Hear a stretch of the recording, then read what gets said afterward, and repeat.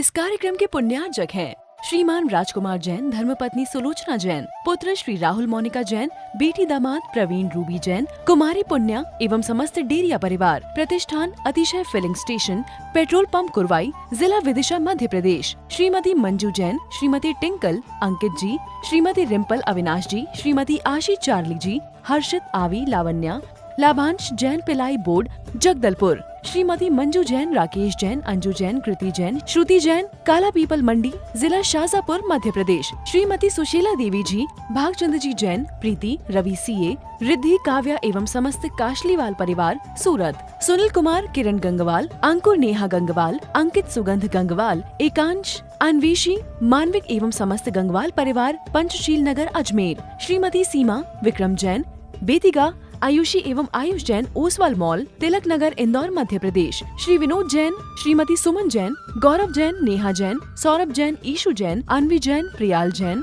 अयांश जैन, अरहत जैन, श्रीमती अनीता, सनत कुमार शिक्षक, रविंद्र, मोहन एवं रजत कुमार जी, समस्त परिवार, पठारी, विदिशा, मध्य प्रदेश। इधर सास सो मुनिराज ध्यान में मग्न थे, उद्यान में अकम्पनाचार आदि को लेकर के साथ में इसने उपसर्ग करना शुरू कर दिया। चारों तरफ पशुओं को मार करके, बारी लगा करके होम करना शुरू कर दिया। उस दुर्गंध से, उस धुएं से 700 मुनिराज, अकम्पनाचार्य आदि 700 मुनिराज के गलों घुटन होने लगी, मरने की लेने देने की पड़ गई।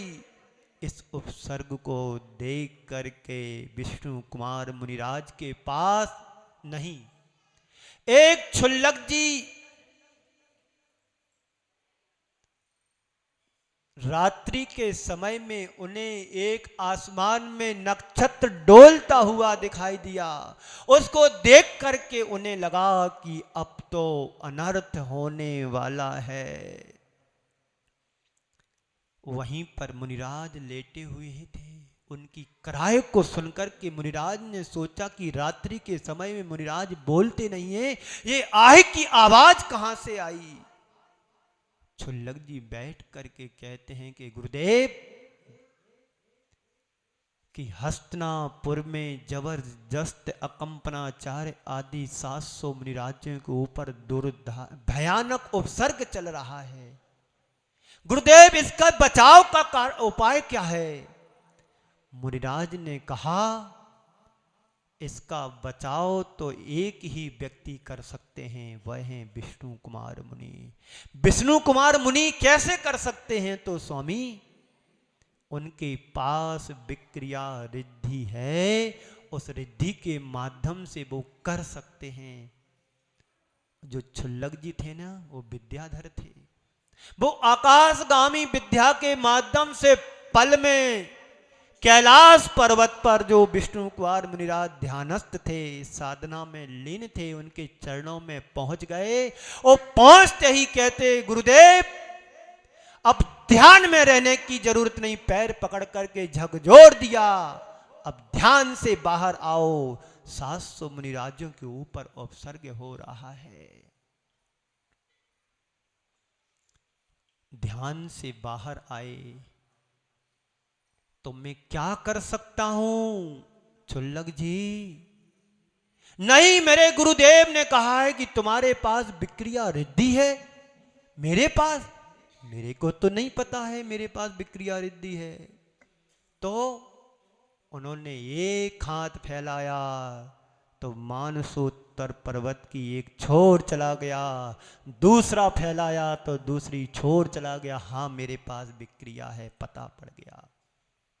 फिर वो अपनी विक्रिया से हस्तिनापुर पहुंचे, और हस्तिनापुर में जो राजा पद्म था, उनका छोटा भाई था विष्णु कुमार, बड़े भाई थे, मुनि बन गए थे। साधना इतनी उन्होंने की कि उनने अपने शरीर में विक्रिया रिद्धि को प्रकट कर लिया। ये साधना से आती है, पर मुनि अवस्था में इसका उपयोग नहीं किया जाता है। तो उन्होंने, विष्णु कुमार मुनिराज ने एक बटुक का भेष धारण किया, यानी एक ब्रह्मचारी का रूप बना लिया। पता तो था कि राजा ने मंत्री ने किमिक्षिक दान देने की घोषणा कर दी है, चलो अपन भी ब्रह्मचारी रूप बना करके, बटुक का रूप बना करके पहुंच गए, छोटा सा भेष बना करके, बौना शरीर, सबको दान दिया जा रहा था, ये भी लाइन में लग गए। बोलते हैं कि मैंने सुना है कि आपके राज्य में किमिक्षिक दान की घोषणा है, तो हे राजन थोड़ा सा हमको भी प्रसाद मिल जाए आपकी कृपा से। हां बटोक मांगो, तुम्हें क्या चाहिए? बस राजन मैं गरीब बटुक हूं, बस थोड़ी सी भिक्षा आपके चरणों में मांगने आया हूं। अरे थोड़ी सी क्यों मांगता, तू जितना मांगेगा उतना दूंगा मैं। नहीं राजन, देना हो तो थोड़ा सा दे दो, ज्यादा मुझे नहीं चाहिए, नहीं तो मैं चला। होता है ऐसा। उसने सोचा, मंत्री ने, मेरा ब्राह्मण चला जाएगा तो मेरा तो यज्ञ ही फेल हो जाएगा। नहीं नहीं, तुम जो मांगो मैं दूंगा। तो मुझे मात्र प्रभु 3 पग जमीन चाहिए, ताकि मैं एक छोटी सी कुटिया बना करके तुम्हारे राज्य में ध्यान धर्म ध्यान कर सकूं, साधना कर। अरे बटुक, तुमने मांगा तो क्या मांगा? 3 पग। तुम जितना मांगो उतना देने को तैयार, नहीं देना तो मत दो, मैं चला। जैसा मैं आपसे बोल देता हूं, तुम नहीं मानो तो हम चले, पर जाऊंगा नहीं कहीं तुम्हें छोड़ के। तो राजा, मंत्री कहता है, राजा जो बना है तात्कालिक, नहीं प्रभु आप 3 पग मांग रहे, मैं 3 पग देने को तैयार, ऐसे नहीं लूंगा।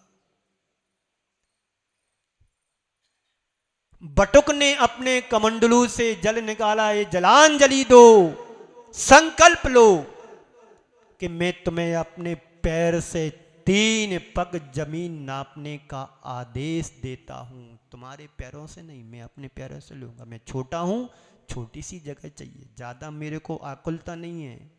तुम्हारा राज्य तुम संभालना, मुझे तो 3 पग अपने पैरों से नापना है। जल दिया, अंजलि में लिया, पिया और ऐसे माथे पे लगा, मैं संकल्पित हो गया हूं, नाप लो प्रभु, तुम्हें जितनी जमीन चाहिए हो। सबसे पहले उस बटुक ने विकराल रूप धारण किया। विक्रिया रिद्धि थी। एक पैर उसने मानसोत्तर पर्वत की एक छोर फैलाया तो वहां पहुंच गया, दूसरा पैर दूसरी छोर। अब उस मंत्री से कहा कि राजन बता, तीसरा पैर मैं कहां रखूं? त्राहीमान त्राहीमान घबरा गया, प्रभु अब क्या करें, जगह नहीं बची, मेरी पीठ पर रख दे। चरणों में गिर गया, पीठ पर तीसरा पैर रखा, वहीं उसका कचूमर बन गया। एक कहानी का सार है। फिर विष्णु कुमार मुनिराज ने अपनी विक्रिया को समेटा, उपसर्ग दूर किया और चारों मंत्रियों को सबक सिखा दिया। और ये बात जब उसके भाई को मालूम पड़ी तो बड़ा अपने आप में शर्मिंदा हुआ। कर भी क्या सकता था राजा पद में, क्यों जो बंधन में बंधाता वचनों के, जैसे मैं आपके सामने अपने बंधनों से बचा हूं। बात आई और गई। मैं आपसे इस संदर्भ में कहना चाहता हूं, ये पर्व जो रक्षाबंधन का पर्व है, दूसरों की रक्षा करने के लिए है। लेकिन इस पर्व के महत्व को समझो। एक दो बातें, 2-3 बातें आपको इस संदर्भ में और कहना चाहता हूं।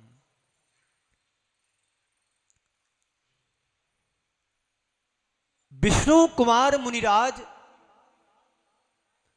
क्षुल्लक जी से कह देते कि जिन मुनिराजों के ऊपर उपसर्ग हो रहा है वो कोई मिट्टी के नहीं हैं। समाधि करेंगे तो कुछ तो मोक्ष चले जाएंगे, कुछ स्वर्ग चले जाएंगे। मैं क्या कर सकता हूं?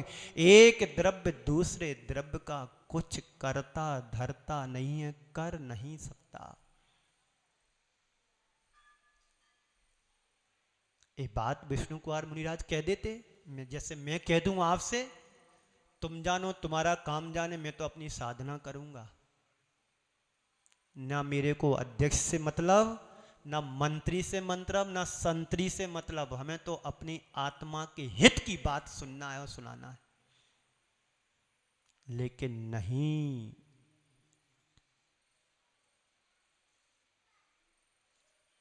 क्या किया फिर? एक मुनिराज, विक्रिया रिद्धि को धारण करने वाला मुनिराज कभी अपने मुनि पद पर इस विक्रिया का प्रयोग नहीं कर सकता है।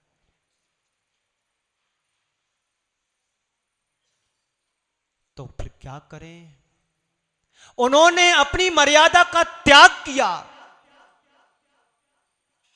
और मर्यादा का त्याग करके ब्रह्मचारी का भेष धारण किया और 700 मुनिराजों की रक्षा का प्रण लिया। वो चाहते तो नहीं आते। मुझे अपनी आत्मा का कल्याण करना है, जो होना सो होगा, देखा जाएगा, मुझे क्या लेना देना किसी से। लेकिन सच्चा धर्मात्मा, ध्यान से सुनने, लेकिन सच्चा धर्मात्मा वही होती है, यदि किसी धर्मात्मा के ऊपर कहीं से आंच आती है तो अपनी मर्यादा को छोड़ करके उसकी रक्षा के लिए तैयार हो जाता है। यही काम विष्णु कुमार मुनिराज ने किया।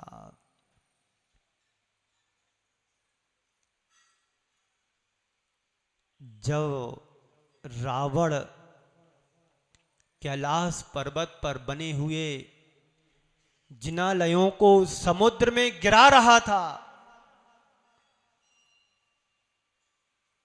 तब कौन से मुनिराज? बाली मुनिराज ने झपट पड़ते हैं मारने के लिए। और इतना ही नहीं, बचाव करने के लिए भागता हूं। जहां जहां जाता हूं वहां पर नार की लोग हमारे ऊपर वार करने लगते हैं, तो कहां जाऊं? अपने आप को बचाने के लिए मैं सेमर के वृक्ष पर चढ़ जाता हूं और जैसे ही चढ़ता हूं तो वहां के तीक्ष्ण पत्ते तलवार की तरह हमारे शरीर को विदारित कर देते हैं। वहां से बच करके भागता हूं। प्यास लगती है तो बैतरणी नदी दिखाई देती है, उस नदी का जल पीने के लिए जाते हैं तो शरीर छार छार हो जाता है, क्योंकि वह पानी ना होकर के तेजाब जैसा रहता है। इतना ही नहीं, और भागते हैं, इधर उधर जाते हैं, भूख लगती है तो कहते हैं वहां पर एक कण भी प्राप्त नहीं होता है, और सागरों पर्यंत पानी भी पी लो तब भी प्यास नहीं बुझती है। 3 लोक का अनाज भी खा लो तो एक कण भी मुझे प्राप्त नहीं होता है। एक एक क्षण हमारे कष्टमय बीत रहे हैं और याद दिला करके अंबा जाति के देव तुम्हें याद दिलाते हैं, तूने मदरा पान किया था, तांबे का घोल गरम गरम करके लाते उसके मुख में उड़ेल देते कि तूने मद्यपान किया था और कर ले तू मद्यपान। और याद दिलाते हैं तूने परस्त्री रमण किया था, लोहे की पुतली बना करके उसके सामने तुम्हें खड़ा कर देते हैं। ये सब याद दिलाते हैं। एक एक कारनामे तुम्हारे वहां पर लिखे रहते हैं, वो सब याद दिला दिला करके तुम्हें यातनाएं पीड़ा देते हैं। और इतना ही नहीं, तुम्हारे सब्जी के बराबर बराबर टुकड़े करके कढ़ाई में तल देते हैं। ये दुख की पीड़ा पराकाष्ठा पर पहुंचती है, तब मुझे पता पड़ता है कि दुख क्या होता है।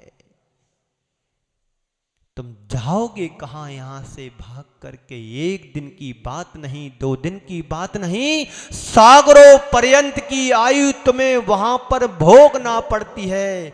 संत कहते हैं इतनी लंबी चौड़ी आयु भोग करके आए, तब तुम्हें कुछ नहीं हुआ, तुम्हारा कुछ बिगड़ा नहीं। फिर इस मानव जीवन के थोड़े से कष्टों से घबरा करके तुम जाओगे कहाँ। प्यास की वेदना, भूख की वेदना, सारी वेदनाओं को इस जीवन ने सहन किया। कम से कम 10,000 वर्ष तक तुमने कष्टों को वहां पर भोगा, और इतना ही नहीं, अधिक से अधिक तुमने 33 सागर की आयु पर्यंत दुखों को भोगा। बंधुओं, एक दिन नहीं, 2 दिन की बात नहीं, लेकिन आज व्यक्ति के जीवन में थोड़े से कष्ट आ जाते हैं।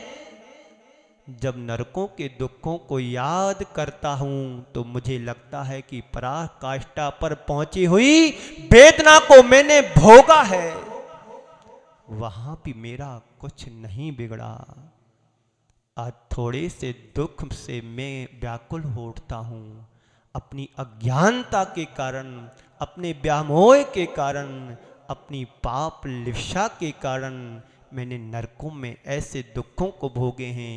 एक दिन नहीं, असंख्यात वर्षों तक नरक की जिंदगी को कम से कम 10,000 तो भोगा ही भोगा है। इस कार्यक्रम के पुण्यार्चक थे श्रीमान राजकुमार जैन, धर्मपत्नी सुलोचना जैन, पुत्र श्री राहुल मोनिका जैन, बेटी दामाद प्रवीण रूबी जैन, कुमारी पुण्या एवं समस्त डेरिया परिवार। प्रतिष्ठान Atishay filling station, petrol pump Kurwai, जिला Vidisha, Madhya Pradesh. Shrimati Manju Jain, Shrimati Tinkal, Ankit ji, Shrimati Rimpal Avinash ji, Shrimati Aashi Charlie ji, Harshit Aavi Lavanya, Labhansh Jain ply board Jagdalpur, Shrimati Manju Jain, Rakesh Jain, Anju Jain, Kriti Jain, Shruti Jain, Kala Pipal Mandi, जिला शाजापुर, मध्य प्रदेश। श्रीमती सुशीला देवी जी, भागचंद जी जैन, प्रीति, रवि सीए, रिद्धि, काव्या एवं समस्त काशलीवाल परिवार, सूरत। सुनील कुमार, किरण गंगवाल, अंकुर, नेहा गंगवाल, अंकित, सुगंध गंगवाल, एकांश, अन्वेषी, मानविक एवं समस्त गंगवाल परिवार, पंचशील नगर, अजमेर। श्रीमती सीमा,